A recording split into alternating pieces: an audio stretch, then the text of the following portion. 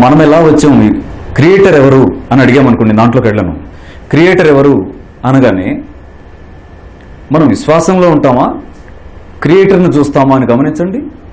నేను పలానా క్రియేటర్ని అంగీకరిస్తాను, ఇంకొకతను పలానా చాలా ఉంటాయి.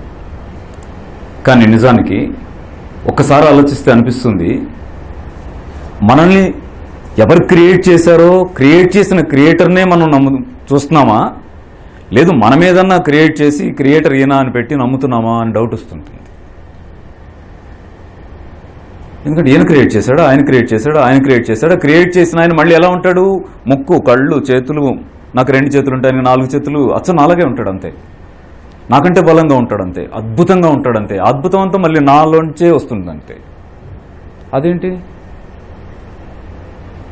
ఒక ఆయన అన్నారు, ఏమన్నారంటే, మనిషికి తెలివి వచ్చింది కానీ విచక్షణ ఏదో దున్నపోతుకు వచ్చి ఉంటే అది తన క్రియేటర్ ఎవరంటే ఖచ్చితంగా దున్నపోతునేసి దానికి 8-9 కొమ్ములు పెట్టి భలే చేసేసేది అని. అదా? కాదు. ఖచ్చితంగా మన క్రియేటర్ మనం క్రియేట్ చేసిన అతను కాదు,